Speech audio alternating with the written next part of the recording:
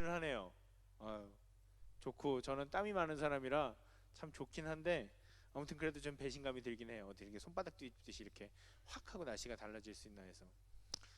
어 그렇게 또 이것 또한 지나가리라라는 말처럼 그렇게 혹독했던 더위도 지나갔고 어느새 또 이제 시원한 바람이 부는 시기가 왔어요.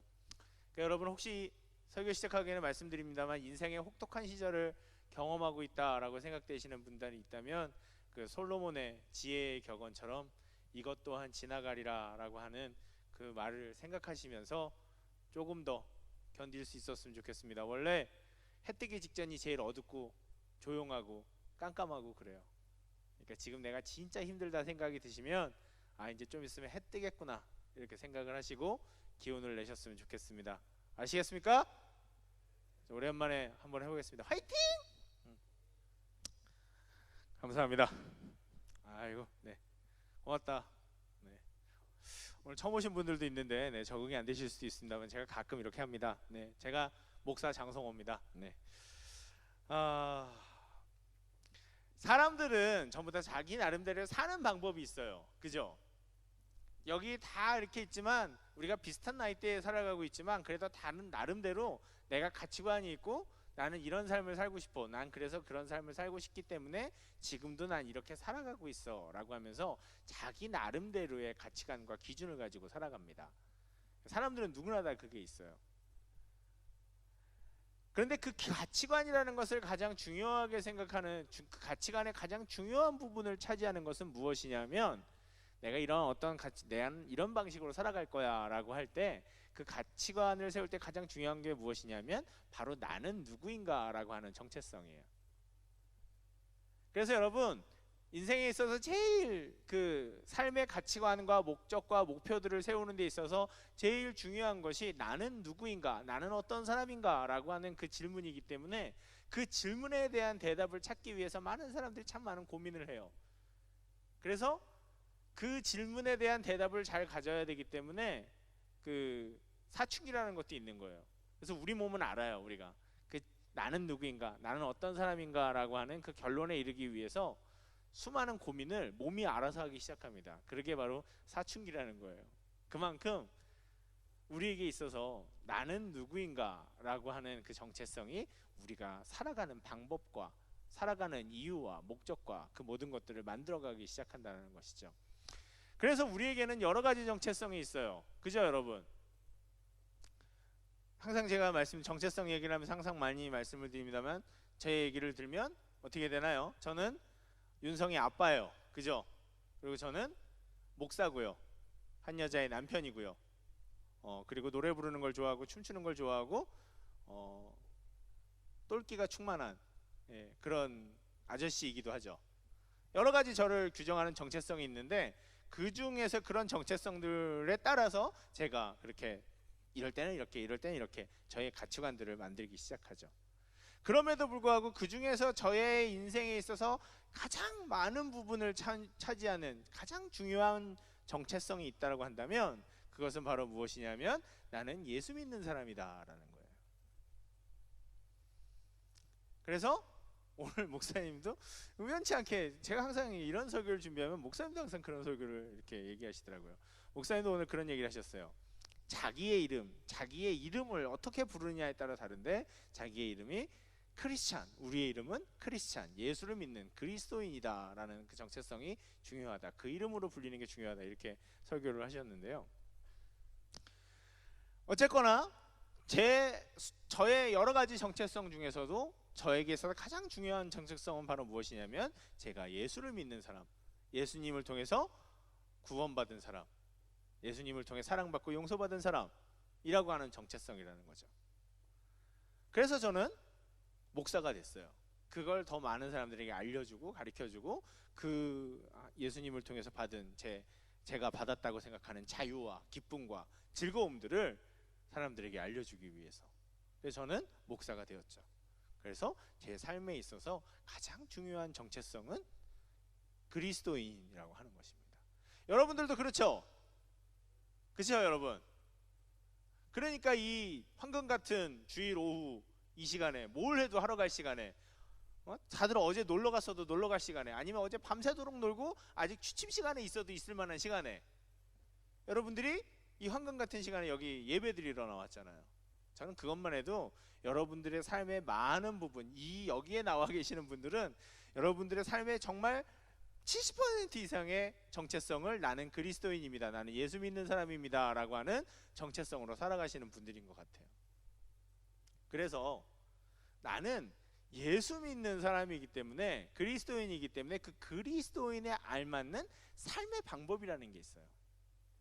그리스도인은 이렇게 살아간다, 그리스도인은 이런 가치를 추구한다, 그리스도인은 이런 삶의 방법을 가지기를 원한다, 그리고 그렇게 갖는다. 그리스도인의 살아가는 방법은 그리스도인이 아닌 사람들과는 분명히 차이가 있겠죠. 그렇습니까 여러분? 예, 분명히 차이가 있어요. 그렇다면 그리스도인의 살아가는 방법이라는 것은 어떤 것이 있을까요? 그것은 기본적으로 우리가 알고 있는 대전제가 있습니다. 어떻게 살아가나요? 그 대전제는 하나님의 말씀대로 산다라고 하는 거예요. 우리의 대전제, 그리스도인의 삶의 방법. 그리스도인에게 제일 중요한 가치는 뭐예요? 하나님을 기쁘시게 하는 것, 하나님의 말씀대로 살아서 하나님께 영광 돌리는 것. 이게 그리스도인의 가치관이란 말이에요, 삶의 방법. 그럼 여기서 또 우리가 한 가지 질문을 해볼 수가 있죠. 하나님의 말씀대로 산다는 것은 어떤 것인가? 그리고 우리가 알다시피 제가 항상 설교 때 우리 갈라디아서 우리가 계속 보면서도 우리가 알아가고 배워가고 있지만, 우리가 하나님의 말씀에 100% 순종하며 산다는 것이 불가능하다라고 계속해서 얘기하고 있어요. 그렇기 때문에 율법을 다 지키는 것이 어렵기 때문에 그 율법은 우리에게 죄를 깨닫게 하는 것이지 그것대로 100% 실천하고 살아라 라고 하는 그런 의미가 아니다 라고 얘기를 했었어요. 그럼 하나님 말씀대로 살으라 그러면서도 하나님 말씀대로 못 산다는 얘기만 하는 거네요. 그러면 하나님 말씀대로 산다는 것은, 내가 그리스도인으로 하나님의 말씀대로 산다는 것은 좀 더 구체적으로 어떻게 하면 우리의 삶에 좀 더 확실한 실용편으로 실제적인 적용이 될 수 있을까? 그 얘기를 오늘 사도 바울이 본문 첫머리에서 하고 있어요. 뭐라고요? 내가 이르노니 너희는 성령을 따라 행하라, 그리하면 육체의 욕심을 이루지 아니하리라. 너희는 뭘 따라 행하라? 뭘 따라 행하라? 좀 더 큰 소리를 해주세요. 뭘 따라 행하라? 그렇죠, 성령을 따라 행하라. 우리가 교회 다니면서 이 하나님 말씀대로 살아라라고 하는 이 말만큼 많이 들은 얘기가 바로 무슨 얘기냐면 성령을 따라 행하라라고 하는 얘기. 성령을 따라 행하라. 이 말처럼 우리에게 친근하지만 또 이 말처럼 우리에게 또 막연한 말도 없어요. 왜냐하면 성령님이 눈에 보여요, 안 보여요? 우리가 하나님을 믿는 데 있어서 가장 큰 고민은 바로 무엇이냐면 하나님이 눈에 안 보인다는 거예요. 목소리 들려요, 안 들려요? 일반적으로 안 들리잖아요, 그죠? 일반적으로 안 들린단 말이에요. 보이지도 않고 들리지도 않고 만질 수도 있어요? 보이지도 들리지도 만질 수도 없나 뭐. 아하하, 네. 그렇잖아요. 고마워 정민아, 큰 소리로 웃어줘서. 그게 성령님인데 어떻게 따라가냔 말이에요. 어떻게 따라 행하냔 말이에요. 그렇잖아요. 성령을 따라 행하라 그러는데 그것만큼 막연한 말이 없는 거야, 우리한테 있어서. 그러면 어떻게 하면 될까요? 목사님, 그럼 뭐 자꾸 뭐 하라 그래놓고 안 된다는 얘기만 하시면 목사님 뭐 어쩌자는 얘기예요. 그래서 이 성령을 따라 행하라 라고 하는 이 말의 가장 중요한 의미는 바로 무엇이냐면, 내 삶의 주도권, 내 삶의 선택권을 누구한테 드려라? 성령님에게 드려라. 우리가 예수님을 나의 구원자, 나를 위해서 죽으시고 나를 사랑하시고 나에게 새로운 생명을 주신, 나의 모든 죄를 용서해 주시고 나에게 하나님의 자녀로 만들어 주신 나의 구원자이심을 믿습니다 라고 진심으로 고백하는 사람들에게는 그 순간에 누가 오시냐면, 그 순간에 성령님이 우리 안에 내주하시기 시작하세요. 우리 안에 계시기 시작해요, 같이. 그분이 어떻게 우리 안에 계실 수 있느냐라고 하는 것은 그분의 전능성에 관련된 일입니다. 그분이 우리 안에, 그분의 전능하신 능력을 통해서 우리 안에 함께 계시기 시작하죠. 우리가 함께 삶을 공유하기 시작하세요. 그래서 비록 우리가 성령님이 우리 안에 계신지 안 계신지 잘 느낄 수는 없는 것 같지만, 보이지도 들리지도 만질 수도 이거 말이 꼬이네요. 안 하던 랩을 하고 났더니 혀가 꼬여가지고 네, 죄송합니다. 그렇지만 그럼에도 불구하고 하나님께서 우리 안에 계시다라는 것을 성경이 얘기하고 있고 그게 우리 안에 실제로 있는 일이에요. 그래서 성령님께 주도권을 넘긴다는 얘기는 무엇이냐면 끊임없이 우리가 이렇게 기도하는 겁니다. 성령 하나님, 나를 성령 하나님의 뜻대로 인도해 주세요. 이끌어 주세요. 네, 제가 그렇게 결정할 수 있게 해주세요. 제가 그 결정을 지킬 수 있도록 힘을 주세요. 그러니까 내가 선택해서 이걸 지켜야지 라고 하는 것이 아니라 그렇게 선택할 수 있도록 도와주세요. 그 결정을 할 수 있도록 해주세요 라고 하면서 계속 공을 누구에게 넘겨요? 성령님께 넘기는 거예요. 결국 선택의 순간이 왔을 때 그 선택을 내가 해놓고선 이 선택대로 되게 해주세요 라고 하는 게 아니라 성령을 따라 행한다는 것은 그 선택이 있기 전에 내 삶의 오늘 아침 하루의 삶을 시작할 때부터 성령 하나님 오늘 나를 이끌어 주세요. 성령 하나님 오늘 나를 성령님이 원하시는 결정을 할 수 있도록 도와주세요 라고 하는 그걸 계속 성령님께 드리는 거죠. 패스하는 거예요.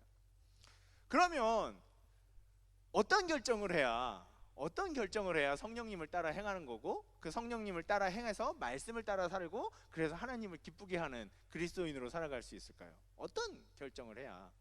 그래서 성령님을 따르는 결정이라는 것은 어떤 것이냐를 제대로 설명해 주기 위해서 오늘 사도 바울 선생님이 길게 뭐와 뭐를 얘기했어요? 육체의 열매와 성령의 열매라고 하는 그 두 가지의 유명한 얘기들을 합니다.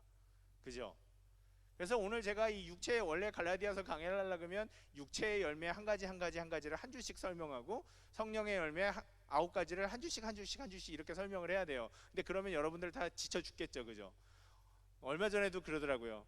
사람들이 그래서 애들이 날 싫어하나 봐 이러면서 농담을 했더니 갈라디아서만 계속 하셔서 그래요.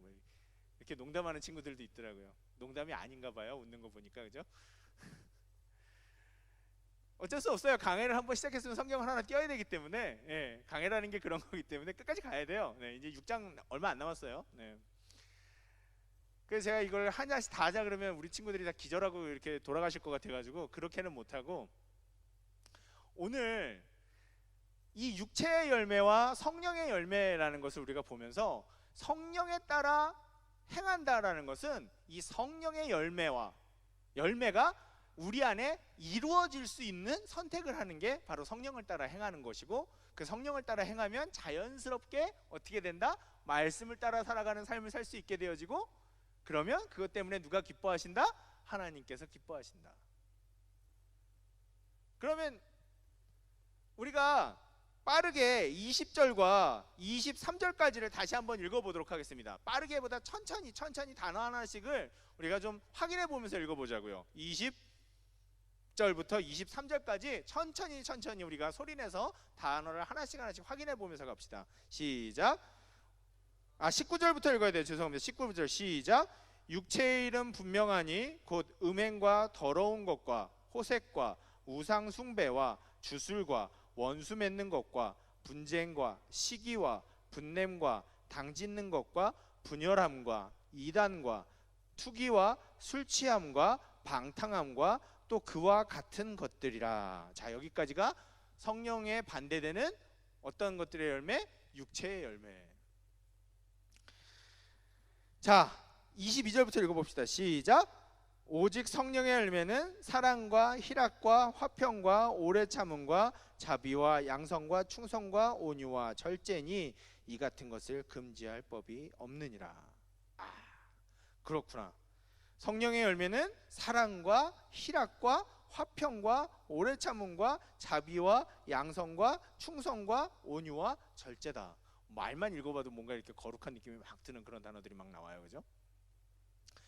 그래서 결국 성령을 따라 행한다라고 하는 그 삶의 열매는 위에 나오는 그 왠지 나빠 보이는 그 단어들을 따라가는 게 아니라 왠지 밑에 나오는 거룩하고 좋아 보이는 사랑으로 시작되어지는 그 단어들이 실제적으로 내 삶에 개념화만 돼 있는 게 아니라 구체적으로 나타나도록 행동하는 것이 성령을 따라 행하는 거죠. 성령을 따라 행하면 이 나오는 9가지의 열매들이 내 삶에 이루어지기 시작한다는 거죠. 근데 여기서 이렇게 질문할 수 있어요. 근데 목사님 여기 보니까 사랑과 희락과 화평과 오래 참음과 자비와 양선과 충성과 온유와 절제라고 했는데 이거 그냥 하나님 없이 살아도 착하게 살면 되는 거 아닌가요? 그러면 하나님 없이 모든 사람들이 다 착하게 살기만 하면 성령을 따라 행하는 건가요? 라는 질문을 할 수가 있어요. 근데 여러분 그 고등학교 때 중학교 때부터 배우나요? 요즘에는 그 처음 수학 시작하면 뭐부터 배우죠? 집합 배우죠? 집합. 그죠? 집합 배울 때 필요 조건, 충분 조건, 필요 충분 조건 이거 배워요. 그죠? 배우셨나요, 다들?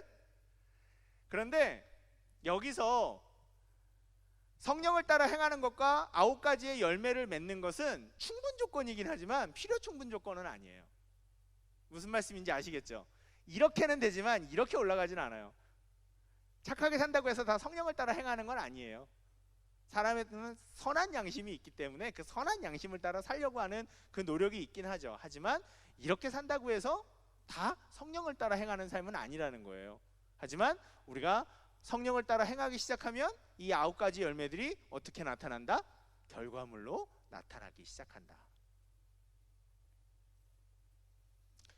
그래서 우리는 그 삶을 살 수 있도록 그렇게 끊임없이 성령님께 그 주도권을 드려야 돼요. 아우, 그럼 오늘 목사님 설교 다 끝났네요. 야호! 아직 50분도 안 됐는데 설교 다 끝난 거 아니에요? 라고 하겠지만 이렇게 설교가 끝날 리가 없죠. 그죠? 뭔가 다른 얘기가 있어요. 왜냐하면 우리가 읽었듯이 17절을 한번 읽어보도록 하겠습니다. 17절 시작. 큰 소리로 시작.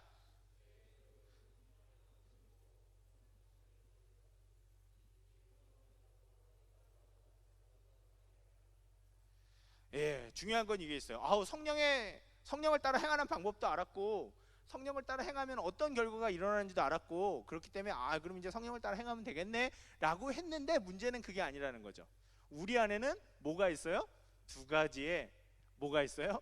일반적으로 얘기하면 선과 악의 선한 마음도 있지만 우리 안에 악한 마음도 있다라고 일반적으로 얘기를 해요.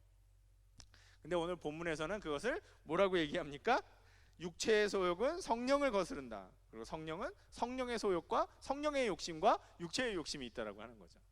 근데 이건 왜 생기냐고 하면요, 우리가 예수님을 믿고 나서 예수님의 사랑으로 거듭나고 나면 우리 안에는 다른 자아, 새로운 자아가 생각나기 시작해요. 내가 아닌 어떤 예수님께서 주신 자아, 예수님의 자녀로서, 하나님의 자녀로서의 새로운 정체성들이 우리 안에 생기기 시작합니다.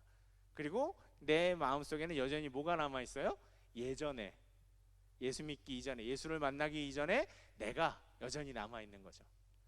그래서 이 예수님을 믿고 생겨난 예수님의 자녀로서의 이 새로운 정체성은 우리 안에 묘목과도 같아요. 작은 나무, 식목일 때 심는 작은 나무 있죠? 큰 나무 아니고 그 나무 같아서 우리 안에서 양분을 먹고 하나님의 은혜와 사랑과 그 말씀을 읽고 신앙생활하는 그런 모든 것들을 통해서 우리 안에서 막 자라나가야 돼요.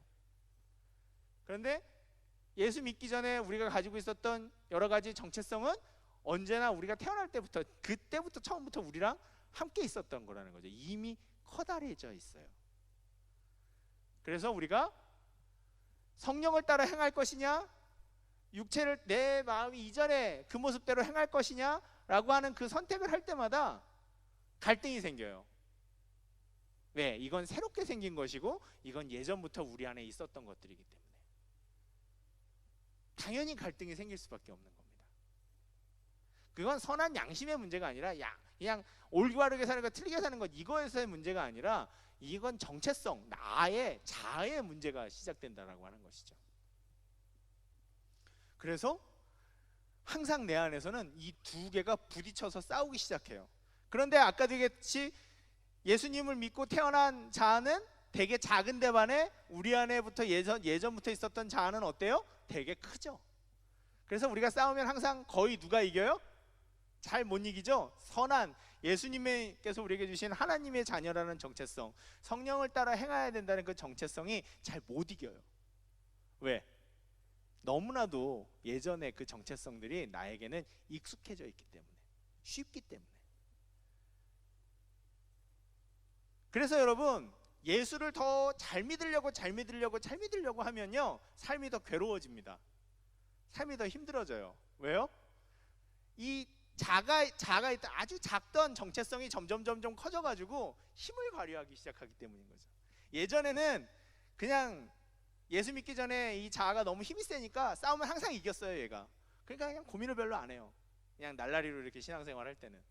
그런데 내가 좀 뭔가 결정을 하고 예수 좀 제대로 믿어보겠다라고 하는 그 순간부터 삶이 훨씬 더 피곤하고 어려워집니다. 왜? 이 싸움이 금방 끝나지가 않거든요. 이 안에서 계속 싸우는 거예요. 전쟁이 계속되는 거야. 힘이 비등비등해지기 시작하기 때문에. 그래서 여러분들이 예수를 좀 잘 믿고 신앙생활 열심히 하려고 그러면 고민들이 막 생깁니다. 고민들이 막 생겨요. 그런 경험들 있죠, 여러분. 그죠? 성경책 좀 열심히 읽어보려고 그랬더니 성경책 너무 어려워. 힘들어. 무슨 소린지 모르겠어. 예배 한번 열심히 들어보려고 그랬더니 너무 졸려. 막 예배 한번 열심히 들어보려고 그랬더니 갑자기 막 바쁜 일들이 막 생겨. 이런 때도 있죠. 좀 취업을 못하는 기간들이 있어서 그래도 시간이 좀 있으니까 신앙생활 열심히 해봐야 되겠다 그랬는데 취업이 돼. 그래서 갑자기 시간이 없어져. 힘들어져. 그러면 막 마음에 양심의 가책이 생기죠. 이런 것처럼 하나님을 열심히 믿겠다, 성령을 내가 따라 살겠다, 성령대로 살아서 그 성령의 열매를 맺겠다라고 결정하고 노력을 하는 순간부터 우리의 삶은 고달파지기 시작하는 거예요. 우리의 삶에 뭐가 생긴다고요? 싸움이 생겨요. 싸움. 우리 안에 내적인, 그거를 좀 더 멋있는 말로 내적 갈등이 생긴다라고 하는 거죠. 하나님께서 주신 자녀로서의 정체성과 자녀가 아닌 예전부터 내가 가지고 있었던 그 자아의 대결이 시작되기 때문인 거죠. 그래서 이거를 내적 갈등이라고 부르지만 이걸 좀 더 멋있는 신학적인 용어로 뭐라고 얘기하냐면 그리스도인의 투쟁이라고 부릅니다. 그리스도인의 투쟁. 그리스도인의 투쟁은 뭐라고요? 내 안에 이 내적인 갈등을 무시하거나 두려워해서 하지 않으려고 던져버리는 것이 아니라 그것과 직면해서 싸워 이기려고 하는 노력. 내 그리스도인의 정체성을 가지고서 성령을 따라 행하는 삶의 방법을 지키고자, 그래서 내가 성령을 따르는 9가지의 삶의 열매를 맺고자 하는 노력. 절대로 내 안에 있었던 옛날의 자아에 내가 지지 않겠다, 이대로 맥없이 지지 않겠다라고 하는 그 싸움을 우리는 바로 그리스도인의 투쟁이라고 얘기하는 겁니다. 그리스도인의 투쟁은 먼 데 있는 게 아니에요. 우리 안에 있어요. 어떤 것을 하기 위해서? 내가 그리스도인으로 살기 위해서 성령의 9가지 열매를 맺어가는, 말씀에 순종하는 삶, 하나님을 기쁘시게 하는 그 삶을 살기 위해 싸우고 노력하는 그 삶이라고 하는 것이죠. 그래서 우리는 싸워야 돼요. 옆 사람과 싸워야 되는 게 아니라, 내 동료들과 싸워야 되는 게 아니라 바로 내 안에 자아들과 싸워야 되는 것입니다. 그리고 그 싸움을 이겨낼 수 있도록 해야 되는 것이죠. 그런데 재밌는 건요, 나 혼자서 이 싸움을 해서 이기고 지는 게 그냥 나 혼자만의 삶의 문제가 아니라고 하는 것이에요. 우리가 육체의 일과 이 성령의 열매를 우리가 다 읽어봤잖아요. 그런데 이 읽어봤을 때 이것을 기준으로, 큰 기준으로, 이걸 뭐 여러 가지 자세한 기준으로 나누자면 다 분야별로 다르겠지만 이 위의 육체의 열매와 성령의 열매를 큰 기준으로 나눌 때 그 기준이 되는 것이 바로 무엇이냐면, 제가 지난번에도 얘기했듯이 죄라는 것은 나의 이기적인 욕망을 채우기 위해 수단과 방법을 가리지 않는 것이라고 얘기를 했어요. 그렇기 때문에 이 육체의 일과 성령의 일, 하나님의 법을 따라가는 이 삶의 구분점의 가장 것은 뭐냐면, 우리가 성령을 따라 사는 삶은 나를 위해서 사는 삶이 아니에요. 기본적으로 누굴 위해서 사는 사람이에요? 하나님과 다른 사람들을 위해서 살아가는 삶이에요. 이타적인 삶이라는 거죠. 다른 사람을 섬기고 다른 사람들을 위해 희생하고 다른 사람들을 위해 봉사하는 삶이에요. 내 인생을 주는, 내 것을 나누는 그런 삶이라는 거죠. 그런데 육체의 열매는 뭐예요? 기본적으로 내 욕심에, 나의 이기적인 욕구에 되게 충실한 삶이라는 거죠.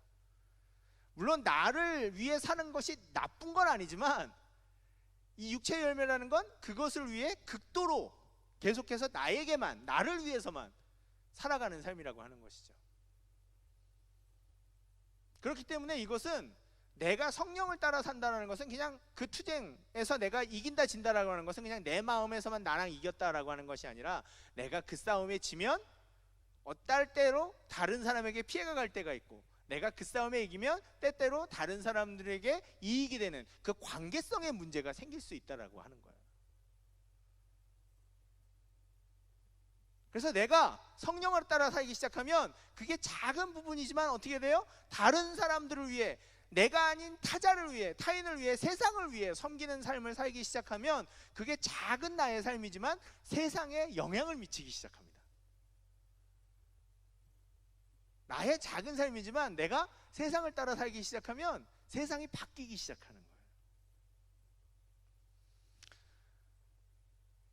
그래서 이 육체의 열매를 맺는 삶과 성령의 열매를 맺는 삶은 그냥 단순히 나 혼자의 삶으로 끝나는 게 아니라 사회적인 영역으로 영향을 끼쳐요.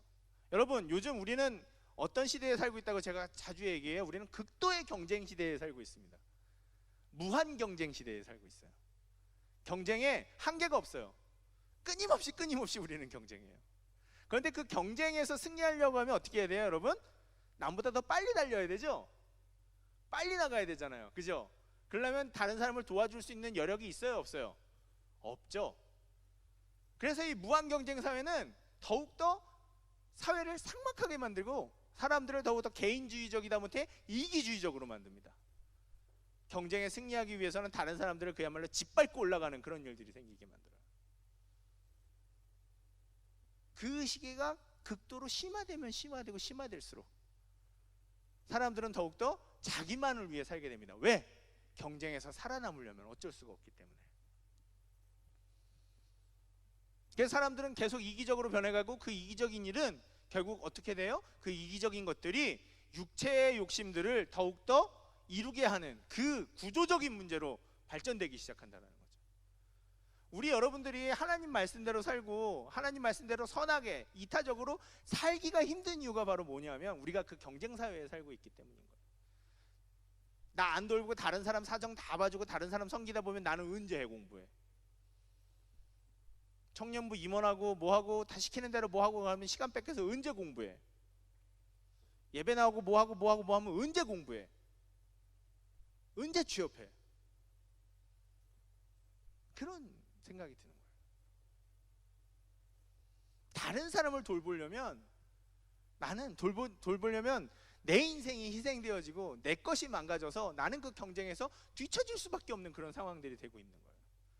그렇기 때문에 여러분, 이런 상황에서 성령을 위해 살으라고 하고 따라 행하라고 하며 다른 사람들을 위해 살으라고 하면 오래 참고 희생하고 사랑하고 자비와 양선을 베풀고 온유하고 다른 사람에게 절제하는 그런 삶을 사는 것이 기본적으로 너무 힘든 상황이 되었다라고 하는 것이죠.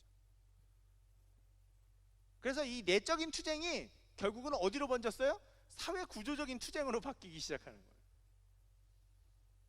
그래서 여러분들이 신앙생활 힘들다, 어렵다, 교회 생활이 어렵다, 그리고 삶이 어렵다 계속해서 얘기하게 되는 이유가 바로 여기에 있는 거죠.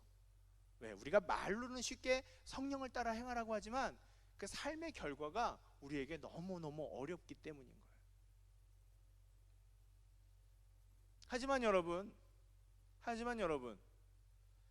우리가 어떤 정체성을 가지고 그 정체성에 따라 살아가는 삶의 방법을 포기하기 시작하면 그 삶의 방법을 포기하는 순간부터 그 삶의 방법을 제공하던 정체성은 나에게 없어지기 시작하는 거예요. 이름만 걸려있는 정체성은 소용이 없습니다.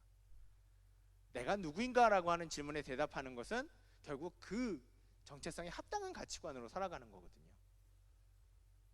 내가 그리스도인으로 존재하고 싶다면, 내가 그리스도인으로서 이 땅에서 살아가고 싶다면 적어도 내가 100% 순종은 못해도 말씀을 따라 살고 성령을 따라 행하는 삶을 살고 싶다면 우리는 그 싸움을 외면해서는 안 돼요. 싸워야 된다는 거죠. 투쟁하기 시작해야 된다는 거예요. 어려워도, 구조적인 문제에 걸려 있어도, 이게 나 혼자만 하면 된다는 게 아니라 사회 전체가 움직여줘야 되는 그런 문제에 걸려 있는 것일지라도 계란으로 바위치기 같고 남들은 다 이렇게 하는데 나만 이러다가 나만 죽겠지 뭐 라고 생각이 드는 그런 어려운 일일지라도 우리는 그 그리스도인으로의 투쟁, 말씀을 따라 살고 성령을 따라 살며 성령의 열매를 맺는 그 삶을 포기해서는 안 된다는 거죠. 싸워야 돼요. 싸워야 돼요. 내 내적인 투쟁에서도 이겨야 되고, 적어도 내가 살아가는 삶의 영역에서도 항상 그렇게는 못해도 적어도 100번에 한 번, 1000번에 한 번이라도 그 노력들을 우리가 해나가며 내가 그리스도인으로 살아가겠다라고 하는 삶의 지향점과 방향점들을 잊어서는 안 된다는 거죠, 여러분. 힘들다고 내가 그걸 한 번, 두 번, 세 번, 네 번 외면하기 시작하면 그건 내 삶의 방법을 포기하는 것이고, 삶의 방법을 포기하다 보면 결국 내 정체성이 없어진다고요. 없어지면 어떻게 돼요? 신앙생활 해도 무의미해지기 시작합니다. 교회 나오는 게 나에게 아무런 의미가 없어지기 시작해요. 왜? 내가 더 이상 그리스도인에 대한 정체성을 아무것도 가지지 못하기 시작하니까. 여러분 생각해 보세요. 왜 교회 나오는 게 힘든가? 내가 일주일 동안 얼마나 그리스도인답게 살려고 노력하는가? 내가 얼마만큼 내 안에 투쟁해서 그것을 직면하고 이겨보려고 노력하는가?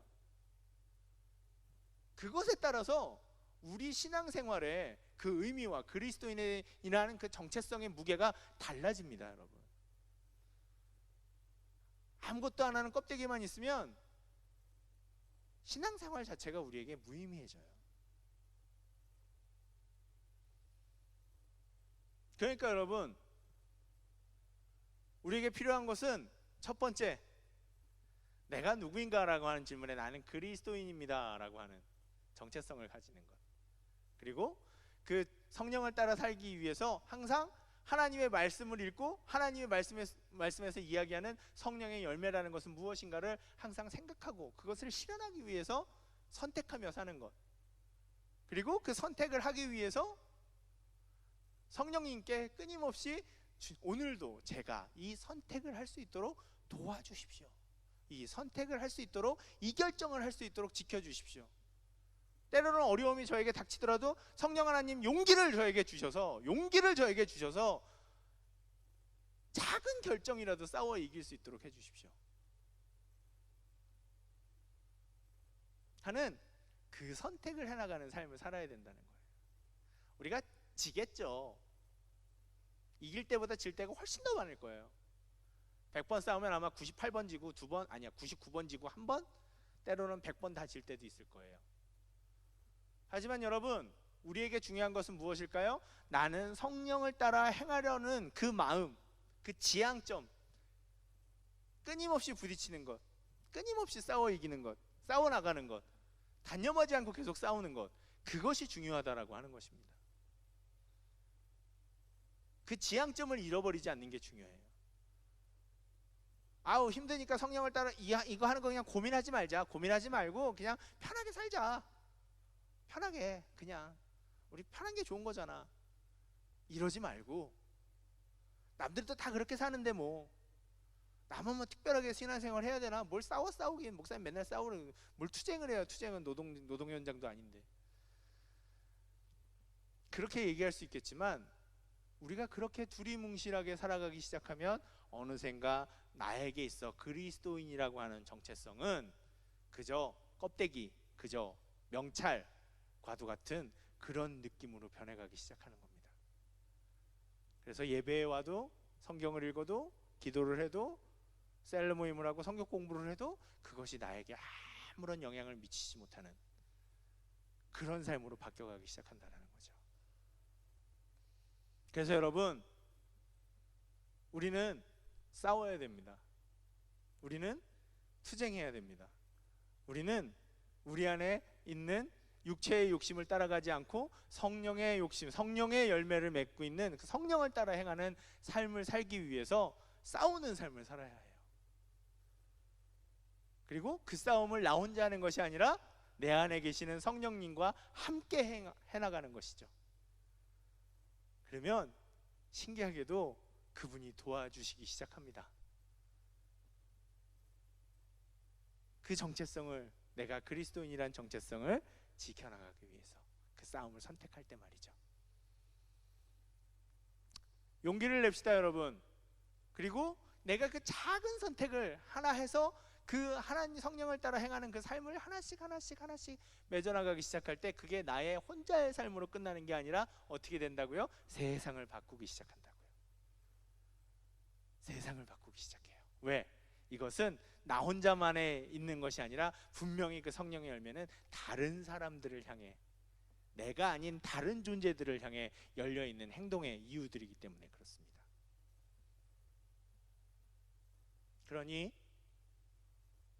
우리가 성령을 따라 살면 그 성령의 열매를 맺는 그 투쟁의 싸움을 해나가기 시작하면 그것만으로도 세상이 조금씩 이 치열하게 정말 약육강식으로 모든 것을, 이기는 사람이 모든 걸 가져가고 지는 사람은 모든 걸 잃어버리는 듯한 이런 힘든 세상, 끊임없이 쉴 틈 없이 경쟁해야 되는 이런 세상을 우리가 조금씩 바꿔나가서 결국엔 우리 모두가 함께 행복하고 함께 즐거워질 수 있는 그런 나라로, 그런 세상으로 우리가 바꾸어 나갈 수 있게 된다라고 하는 것이죠. 얼마나 벅찬 얘기입니까 여러분. 그러니까 여러분, 힘을 냅시다. 용기를 냅시다. 그리고 힘과 용기가 안 날 땐 우리 안에 성령님에게, 아니 먼저부터 얘기를 해야 되지만 그럼에도 불구하고 힘과 용기, 아무리 내가 이걸 해도 안 될 땐 정말 우리가 싸움의 이유인, 싸움의 능력인 기도를 하나님 앞에서 하기 시작합시다. 도와주십시오. 하게 해주십시오. 그럴 때 우리는 정말 내 안에 나 혼자 있는 게 아니구나, 내 안에 계시는 성령님을 만나며 그 성령님과 함께 새롭게 살아가는 삶의 능력들을 경험하게 될 줄 믿습니다. 그리고 나는 그리스도인이구나 라는 것들을 깨닫게 될 줄로 믿습니다.